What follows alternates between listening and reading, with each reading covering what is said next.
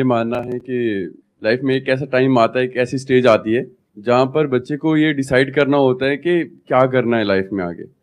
तो वहाँ पे सर मैंने देखा भी है, थोड़ा एक्सपीरियंस भी है ये इस चीज़ का कि सर बहुत सारे माँ बाप के जो पेरेंट्स के साथ जो इमोशंस हैं वो जुड़ जाते हैं उस चीज़ के साथ।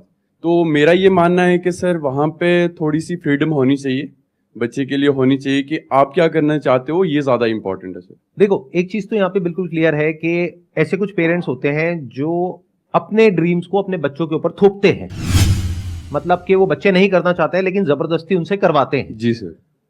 ये तो गलत है ही, इसमें तो कोई डिबेट वाली बात ही नहीं है। ये तो कोई भी इंसान बोल देगा कि हाँ ये तो गलत है। बट इसका एक दूसरा एक्सट्रीम भी है जो आजकल बहुत ज्यादा हो रहा है, इनफैक्ट इससे ज्यादा हो रहा है, कि वो पेरेंट्स जो थोड़ा सा वेल ऑफ है, यानी जिनके पास में ठीक ठाक पैसा है, वो क्या बोलते हैं अपने बच्चों को, तुम्हारा जो मन है वो करो।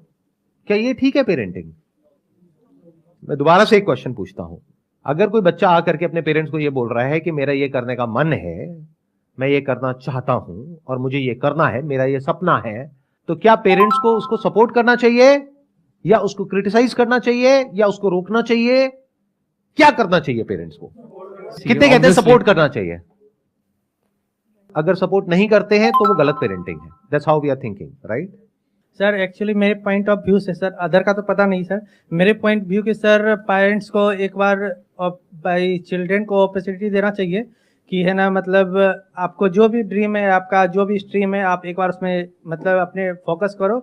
आगे हम हैं आपको सपोर्ट करने के लिए, ताकि बच्चे आगे चल के ये नहीं बोले कि है ना मेरा ये ड्रीम था, आपने मेरे को सपोर्ट नहीं किया। हाँ, आगे पेरेंट्स पे बिलीव नहीं आए सर। जो आप कह रहे हैं वो ही 99% लोगों की थिंकिंग है आज की डेट में। वो लोग जो पढ़े लिखे हैं या फिर एक वेल ऑफ फैमिली बैकग्राउंड से हैं, सब ऐसा ही सोचते हैं जैसा आप सोच रहे हैं, और इसको सही मानते हैं। मैं इसी को क्वेश्चन करने वाला हूं आज कि क्या ये सही है या गलत है? क्या ये सही पेरेंटिंग है, गलत है? आप कह रहे हैं सही है, यस सर। मैं कह रहा हूं गलत है। अब देखते हैं कि मेरा क्या टेक है। ठीक है, धीरे धीरे हमारा ये थॉट प्रोसेस बनता चला जा रहा है कि बच्चे जो भी करना चाहें उनको करने देना चाहिए, हमें उनको सपोर्ट करना चाहिए। क्योंकि मूवीज में भी हम ऐसे ही देखते हैं कि जो पेरेंट्स रोकते हैं अपने बच्चों को वो करने से जो वो करना चाहते हैं, वो विलेन है, और जो उनको सपोर्ट करते हैं वो अच्छे पेरेंट्स हैं। तो अच्छे बुरे की डेफिनेशन बहुत ही क्लियरली हम सबके माइंड में प्लांट कर दी गई है। अब मैं आपको एक रियल लाइफ एग्जांपल देता हूं। आज से करीबन 7 साल पहले की बात है। मैं अपने एक फ्रेंड के घर गया था। उनकी जो डॉटर है, she was I think around 20 years old at that time. तो वैसे ही डिस्कशन हुआ कि भाई आगे क्या कर रहे हो, क्या सोच रहे हो एंड ऑल दैट स्टफ। तो उसने बोला कि मैं यूपीएससी की तैयारी करने के बारे में सोच रही हूं। तो मैंने कहा बहुत अच्छी बात है, उसके पीछे रीजन क्या है, क्यों करना चाहते हो? तो उसने कहा यह दुनिया की सबसे टफ एग्जामिनेशन है, मैं इसलिए इसको क्रैक करना चाहती हूं। तो फिर मैंने उससे काउंटर क्वेश्चन पूछा, अगर क्रैक नहीं होता है तो क्या होगा? तो उसका रिएक्शन यह था कि ऐसा हो ही नहीं सकता।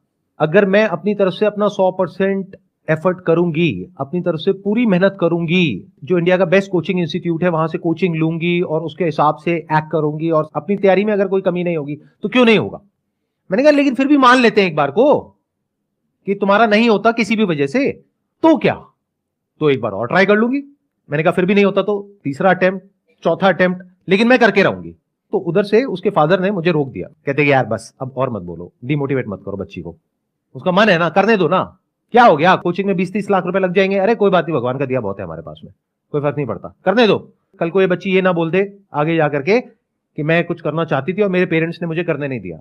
मैंने कहा कि मेरे को जहां तक ये सिचुएशन समझ आई है, मेरे हिसाब से इसको नहीं करना चाहिए, बाकी आप लोगों की मर्जी है। तो उन्होंने ध्यान नहीं दिया, क्योंकि पेरेंट्स को कोई फर्क पड़ नहीं रहा था, जिसको हम अच्छी पेरेंटिंग समझते हैं। क्या होता है ना, आज की डेट में जो पेरेंट्स हैं वो सब बहुत बिजी हैं अपनी अपनी लाइफ में।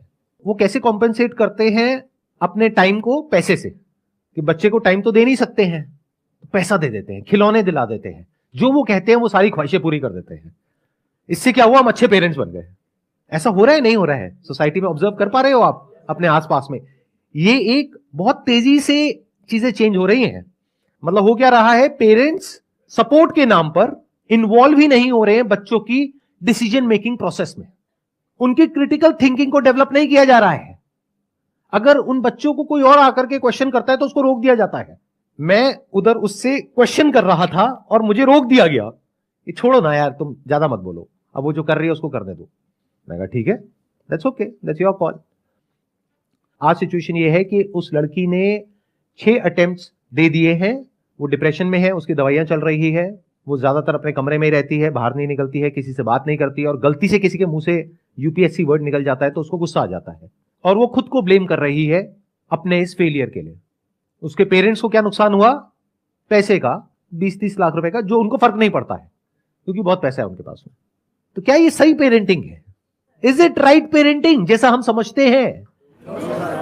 You are saying no now, लेकिन द थिंग इज आपको यह भी समझना पड़ेगा क्यों। देखो, 2 एक्सट्रीम्स हैं। एक एक्सट्रीम है जिसको तो हम बड़े क्लियरली समझ जाते हैं क्योंकि लाइफ को ब्लैक और व्हाइट की तरह देखते हैं, राइट और रॉन्ग की तरह देखते हैं, और बड़े आसानी से अपने माइंड में 2 कंपार्टमेंट बना देते हैं कि ये सही है, ये गलत है। गलत क्या है कि अपने बच्चों को डोमिनेट करना, उनको फोर्स करना, उनके ऊपर प्रेशर क्रिएट करना, उनसे अपने हिसाब से अपने ड्रीम्स पूरे करवाना, ये सब गलत है।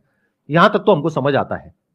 तो हमने क्या सोचा, इसका ऑपोजिट सही होगा, जबकि एक्सट्रीम में आप कुछ भी करोगे वो गलत है। जैसे फॉर एग्जाम्पल कि आपने कहीं पे पढ़ लिया कि पानी कम पीना गलत होता है, तो इसका मतलब क्या निकाला हमने? पानी बहुत पीना चाहिए। तो क्या ये सही है? ये अगर एक एक्सट्रीम गलत है तो उसका दूसरा एक्सट्रीम भी गलत है। बट उसको समझने के लिए we need to have critical thinking abilities, जो बहुत सारे लोगों के पास में नहीं होती है, क्योंकि उसकी वजह से हमारी ब्रेन के ऊपर लोड आता है। And nobody wants any kind of load और any kind of complexity in life. तो हम चीजों को ओवर सिंप्लीफाई करके देखते हैं और उसी तरह से एक्ट करते हैं।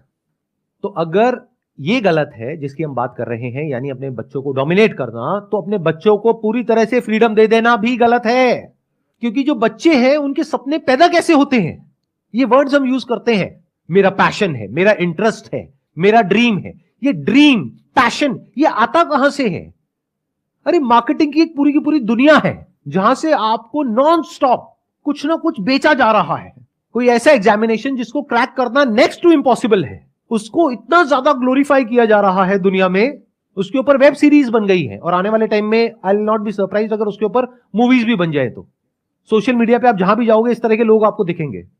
कौन दिखेंगे? वो जो डिप्रेशन में चले गए, एक भी नहीं दिखेगा। इसको अवेलेबिलिटी बायस बोलते हैं, अगर साइकोलॉजी के पॉइंट ऑफ व्यू से आप समझेंगे तो। यानी जितना डेटा हमारे पास में अवेलेबल होता है उसी के बेस पे हम अपने कंक्लूजन्स ड्रॉ कर लेते हैं और हमारी थिंकिंग उसी हिसाब से चलने लग जाती है। फॉर एग्जाम्पल, एक प्लेन क्रैश कर गया कहीं पर, और अब न्यूज चैनल्स में जहां देख रहे हो वहां पर यही आ रहा है, सोशल मीडिया पे यही आ रहा है कि ये प्लेन क्रैश कर गया, इसमें आग लग गई, इतने लोग मर गए। तो उस टाइम पे अगर आप किसी प्लेन में जाकर के बैठोगे तो आपको डर लगेगा, गाड़ी में नहीं लगेगा। जबकि डर लगना चाहिए गाड़ी में, क्योंकि वहां पे उससे 1000 गुना ज्यादा लोग मरते हैं। तो आपके एक्शन चेंज हो गए बेस्ड अपॉन जो डेटा आपको सर्व किया गया उसके अकॉर्डिंग। बट ये कौन समझ सकता है? वो जो मार्केटिंग को समझता है, बाकी लोग नहीं समझ सकते। तो ये चीज मैंने आज से 7 साल पहले ही देख ली थी, जब मैंने उससे क्वेश्चनिंग करनी शुरू करी थी कि एग्जैक्टली ये ड्रीम आ कहां से रहा है उसके माइंड में। एक ऐसे एग्जामिनेशन जिसको क्रैक करना नेक्स्ट टू इम्पॉसिबल है, उसके माइंड में ये थॉट ही कहां से आ रहा है